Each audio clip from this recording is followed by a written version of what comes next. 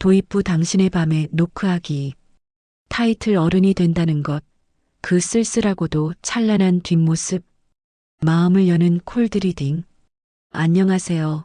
오늘도 참 애쓰며 살아낸 당신에게 가장 따뜻한 위로를 건네고 싶은 작가의 시선으로 사람을 읽어주는 채널입니다. 혹시 요즘 거울 속에 내가 낯설게 느껴지거나 아무도 없는 퇴근길 차 안에서 이유 모를 공허함에 울컥한 적 없으신가요? 남들은 다 앞서가는 것 같은데 나만 제자리 같고 책임져야 할 것들은 산더미처럼 불어나는데 정작 내 마음 하나 둘 곳 없어 방황하는 당신. 오늘은 그 누구에게도 말하지 못했던 어른이라는 이름 뒤에 숨겨진 당신의 진짜 속마음. 그 7가지 순간에 대해 깊이 파고들어 보려 합니다. 이 영상이 끝날 때쯤 당신은 깨닫게 될 거예요. 아, 나만 이렇게 힘든 게 아니었구나. 내가 잘하고 있었구나. 하는 그 안도감을요. 자, 이제 잠시 숨을 고르고 제 목소리에 집중해 보세요. 오늘 이야기는 바로 당신의 이야기입니다. 첫 번째, 관계의 밀도 친구가 줄어드는 진짜 이유. 첫 번째로 마주하는 순간은 바로 이것입니다. 내 핸드폰 연락처는 수백 개가 넘어가는데 막상 술 한잔하자고 부를 사람은 없다는 사실이죠. 어릴 땐 학교 종이 치면 당연히 함께였고 시시콜콜한 농담 하나로 밤을 지새우던 친구들. 그 많던 친구들은 다 어디로 갔을까요? 심리학자 로빈 덤바는 말합니다. 인간이 맺을 수 있는 안정적 관계의 수는 시간과 에너지의 한계로 인해 정해져 있다고요. 어른이 된다는 건 친구가 떠나가는 게 아니라 내 한정된 에너지를 쏟을 진짜를 고르는 과정입니다. 결혼, 육아, 커리어라는 각자의 전장으로 흩어지며 우리는 서로의 안녕을 빌어주는 것만으로도 최선을 다하고 있다는 걸 뒤늦게 깨닫게 됩니다. 멀어진 관계에 너무 슬퍼하거나 자책하지 마세요. 그건 당신이 잘못 살아서가 아니라 각자의 인생이라는 무대에서 주인공이 되기 위해 잠시 무대 뒤로 퇴장한 것뿐이니까요. 2. 부모라는 거인. 두 번째, 부모라는 거인의 뒷모습 역할의 역전. 두 번째 순간은 내 세계의 전부였던 부모님이 한 명의 나약한 인간으로 보이기 시작할 때입니다. 어릴 적 아버지는 못 고치는 게 없는 맥가이버였고 어머니는 세상의 모든 풍파를 막아주는 방패였죠.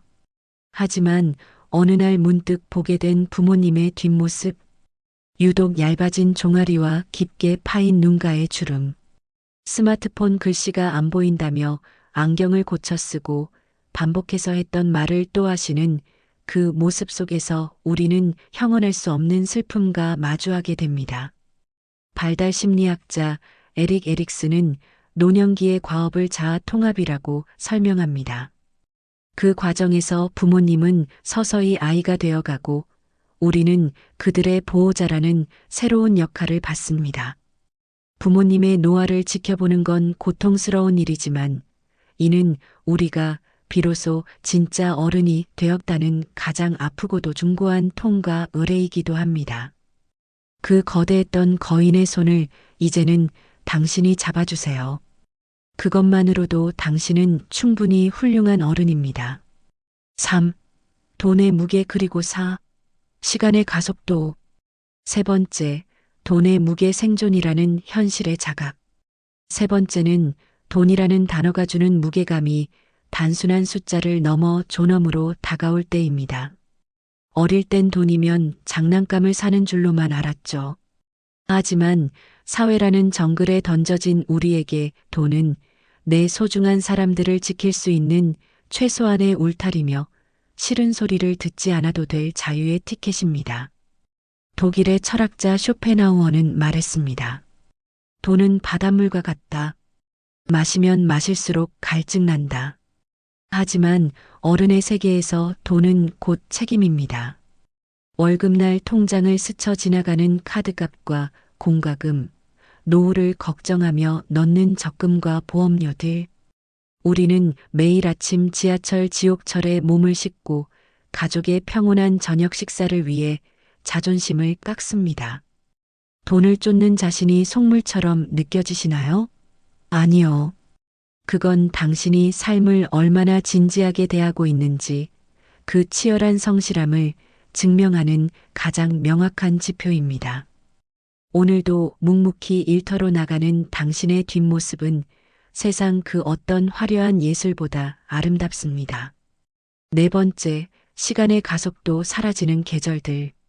네 번째 순간은 시간이 화살처럼 흐른다는 감각입니다.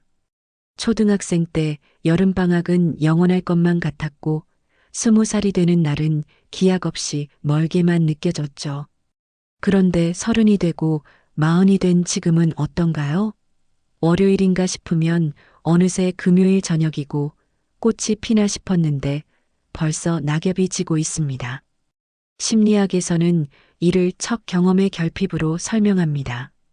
어릴 땐 모든 게 새로워 내가 촘촘히 기억하지만 익숙해진 일상을 반복하는 어른의 뇌는 시간을 뭉텅이로 편집해서 저장하기 때문입니다. 내 인생은 왜 이렇게 빠르게 사라지는 걸까? 그런 허무함이 밀려올 때면 기억하세요. 시간이 빨리 간다는 건 역설적으로 당신이 그만큼 세상을 능숙하게 다루고 있다는 뜻입니다. 다만 가끔은 뇌의 일시정지 버튼을 눌러주세요. 낯선 골목길을 걷거나 새로운 취미를 시작하는 것. 그 작은 변주가 당신의 시간을 다시금 느리게 그리고 풍요롭게 만들어줄 유일한 방법입니다. 5. 타인의 사정 그리고 6. 소확행. 다섯 번째, 타인의 사정 이해의 지평이 넓어지는 순간. 다섯 번째는 나와 다른 타인을 비난하기보다 그럴 수도 있겠다는 체념 섞인 이해를 할 때입니다. 어릴 땐 선과 악이 분명했고 옳고 그름이 확실했죠. 나에게 무례한 상사, 약속을 어기는 친구를 보며 어떻게 사람이 저럴 수 있어? 라고 분노했습니다. 하지만 이제는 압니다. 누구에게나 자신만의 지옥이 있고 그 지옥에서 살아남기 위해 발버둥 치는 과정에서 누군가에게 상처를 주기도 한다는 그 슬픈 사실을요. 빅터 프랭클은 말합니다. 인간은 환경에 지배받는 연약한 존재이기도 하다고요. 타인의 허물을 보며 내 안에 일그러진 모습을 발견할 때 우리는 비로소 날선 비판 대신 깊은 침묵을 택합니다. 당신은 이제 더 넓은 바다를 품은 어른입니다. 여섯 번째, 소확행의 재발견 거창한 꿈보다 소중한 일상. 여섯 번째 순간은 행복의 정의가 바뀌는 지점입니다.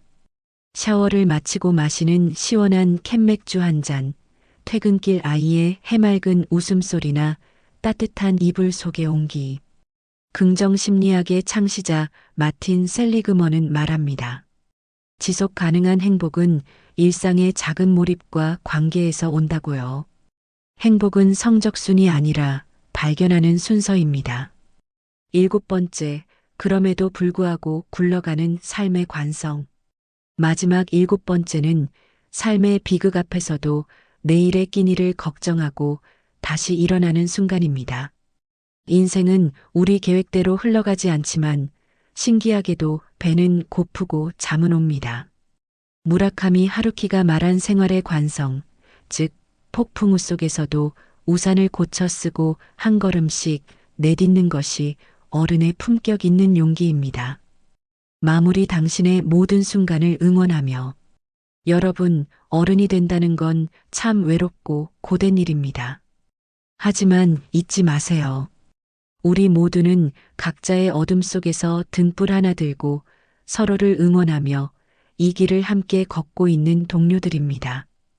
오늘 하루도 충분히 잘 해냈고 내일은 오늘보다 더 편안해질 자격이 있습니다. 당신은 혼자가 아닙니다.